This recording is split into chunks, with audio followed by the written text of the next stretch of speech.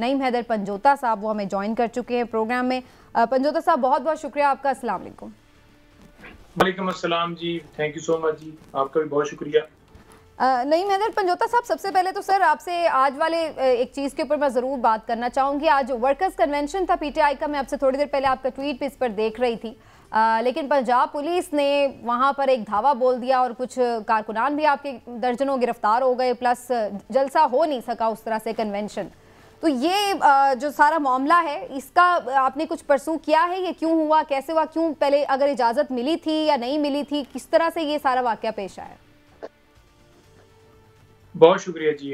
इसके ऊपर देखें, बात यह है कि आज वज़ीर आला साहब ने भी बड़ा स्पेशली जो है ना, जो खुलकर पहले वो बताते नहीं थे, आज उन्होंने बता दिया है कि हम किसी जो है वो मुजरम को किसी तरह से जलसे की इजाज़त नहीं देंगे।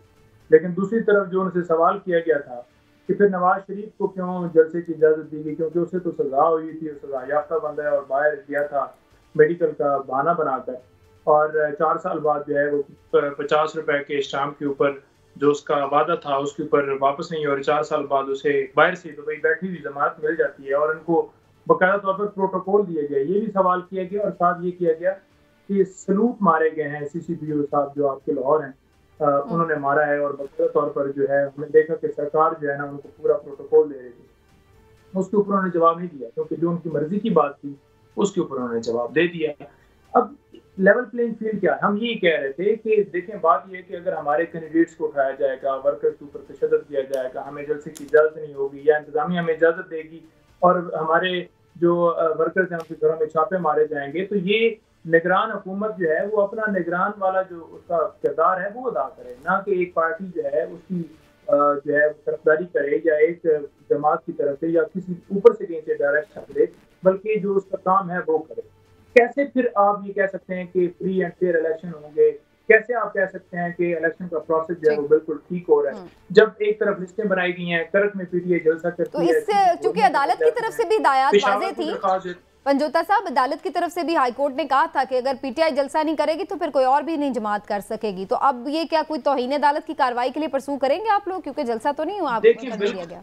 देखिए, बिल्कुल जी, इसके ऊपर तौहीन अदालत की कार्रवाई होगी इंशाल्लाह। और दूसरे नंबर पर ये है कि देखना ये है कि अदालत जो है अपना हुक्म जो है वो कैसे, उसके ऊपर जो हुक्म की तजलील की गई, उसके हुक्म को पामाल किया गया, उसके ऊपर कैसे तौहीन अदालत की कार्रवाई करती है। पहले भी हमने देखा किसी तरह से अदालतों ने हुक्म दिए, चाहे जमानत के हवाले से हो, फिर गिरफ्तार कर लिया गया। और हमने ये भी रिमार्क्स अदालत के देखे कि जब तक आप प्रेस कॉन्फ्रेंस नहीं करेंगे, 5-5 दफा बेशक हम जमानत दे दें, आपको रिलीज नहीं किया जाएगा।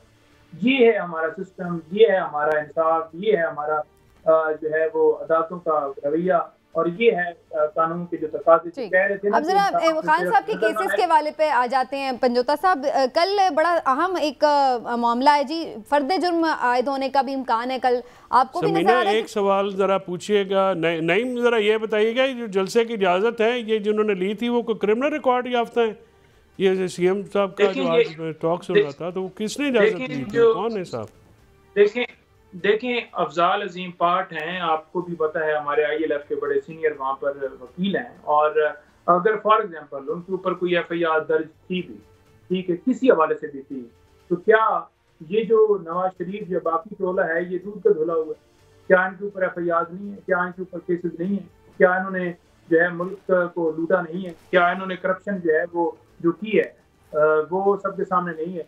और जो दूसरा सवाल आपने किया, जो कल कार्रवाई होने जा रही है, देखिए बात यह है, एक तरफ इमरान खान साहब की जमानतों के ऊपर हो या क्वेश्चन के ऊपर हो या ट्रायल को रोकने के हवाले से हो, वो फैसले महफूज। पहले नीचे जो है जमानत नहीं सुनी जाती, फिर हाई कोर्ट में इसी तरह से प्रोसेस किया जाता है। दूसरी तरफ इतनी तेजी दिखाई जा रही है ट्रायल के अंदर कि फर्द जुर्म भी लग गया, यानी कि वो चालान भी जमा हो गया, उसके बाद कॉपियां भी तस्लीम हो गई। अब फर्द जुर्म के लिए डेट मुख्तस की गई है कल। जैसा तोशाखाना के अंदर पहले दिनों में, फिर घंटों में कार्रवाई करके और फिर फैसला सुनाया गया था, और यहाँ से ऑर्डर देकर 10 मिनट में वहां पर गिरफ्तारी भी हो गई थी गैर कानूनी तरीके से, इसी तरह से यहाँ भी हो रहा है। और इस्लामाबाद हाई कोर्ट में स्टिल अभी भी फैसले महफूज है। देखिए, ये तो कोई तरीका नहीं होता कि एक बंदा जो है वो बाहर बैठा हुआ है और अटॉर्नी के जरिए उसकी जमानत भी दायर हो गई और बायोमेट्रिक के लिए जनाब पूरी टीमें जो है वो हाई कोर्ट इस्लामाबाद एयरपोर्ट के ऊपर पहुंच गई हैं, और दूसरी तरफ कहा जाता है कि वो खुद आए, फिर वो खुद आए और फिर यहाँ से 9 मई को उन्हें अगवा किया गया। फिर ये तो अगर ये कल फर्दर जुर्म आयद हो जाती है, ठीक नहीं मैदर पंजोता साहब, अगर ये कल फर्दर जुर्म आयद हो जाती है, बहुत सारे लोग ये खदशे का इजहार करें कि बड़ा स्पीडी ट्रायल इसमें भी हो रहा है और हो सकता है कि बड़ी जल्द इसमें सजा सुना दी जाए। आपको क्या नजर आ रहा है इस केस में, कितना चांस है कि सजा सुनाई जा सकती है, या फिर आपको लगता है कि आप लोग इसको विन करने की भी पोजीशन में? देखिए बात यह है कि ये जो जिस तरह से ट्रायल चलाया जा रहा है ना, इस्लामाबाद हाई कोर्ट के अंदर हमने इस मामले को जो है उसके ऊपर हमने इस ट्रायल को रोकने के हवाले से दरख्वास्त दी है और हमें उम्मीद है कि कल फैसला आना चाहिए। क्योंकि दूसरी तरफ आप देखें ना कि नवाज शरीफ साहब या बाकियों को कैसे, हम ये नहीं कहते कि ठीक है जो उनके साथ कानून के मुताबिक है बेशक वो प्रोसीड किया जाए, लेकिन रिलीफ या एक सिर्फ फेवरेटिज्म या लाडला ना बनाया जाए। हम ये कहते हैं कि हम फेस करने के लिए तैयार हैं बेशक झूठे मुकदमा, लेकिन जो प्रोसेस है वो फॉलो की जाए।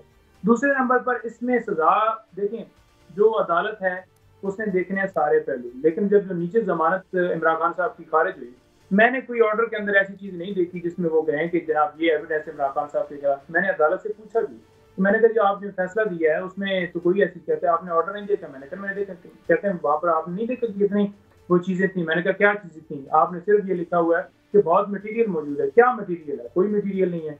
दूसरे नंबर पर इन कैमरा प्रोसीडिंग चलाई जा रही हैं। अच्छा, ओपन ट्रायल के हवाले से हमारी दरख्वास्त है वो भी सेम इसी तरह से, किसी तरह से ये सीक्रेट कार्रवाई नहीं की जा सकती। सीक्रेट कार्रवाई इसलिए की जा रही है कि एक जो है ना लेटर हाथ में थमा दी जाए कि ये आपकी सजा है। ऑफिशियल सीक्रेट एक्ट के तहत ये मुकदमा दर्ज नहीं हो सकता। जो मुकदमा चलाया जा रहा है वो जो तरमीम की गई थी उसके मुताबिक चलाया जा रहा है, और वो जो बिल जिसको जो है वो खुद चैलेंज बोला हुआ है। बिल्कुल ठीक है। तो नईम हैदर साहब इमरान यकूब बात कर रहा हूँ, तो फिर क्या आप ये समझते हैं कि आप को अदालतों से, वो चाहे इस्लामाबाद हाई कोर्ट हो या कोई भी अदालत हो, आपको इंसाफ की उम्मीद या तवक्को नहीं है?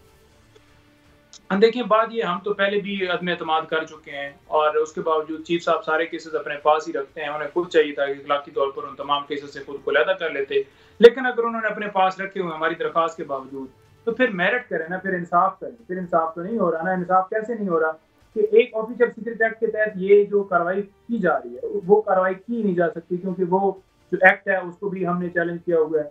और दूसरे नंबर पर ये है कि ये आपको पता है कि बाहर से धमकी मिली, वो नेशनल सिक्योरिटी काउंसिल की मीटिंग के अंदर बाकायदा तौर पर डिमार्च किया गया, और आपने वाज़ेह तौर पर रिकॉर्ड के ऊपर भी देखा जो एविडेंस, जो बयान जमा करवाया गया है असद मजीद की तरफ से। असद मजीद खुद कह रहे हैं कि डिमार्च हुआ। डिमार्च क्या हुआ है? वो वेलकम करने के ऊपर या उन्होंने कोई लव लेटर भेजा था जिसके ऊपर डिमार्च हुआ है। दूसरे नंबर पर 1.5 साल के बाद जो है ये एफआईआर दर्ज होती है, और जो उसके ऊपर इल्जाम लगाया गया कि उन्होंने चोरी किया है, उन्होंने अपने पास रखा है।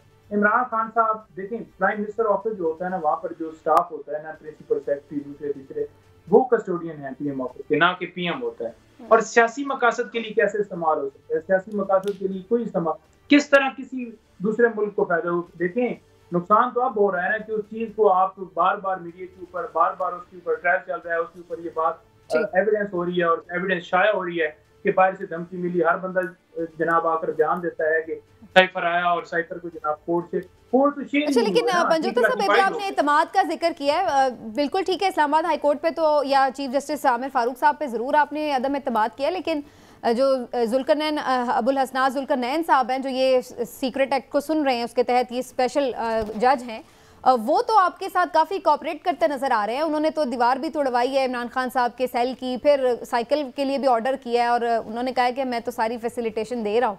तो उन पे एतमाद तो होगा आप लोगों को?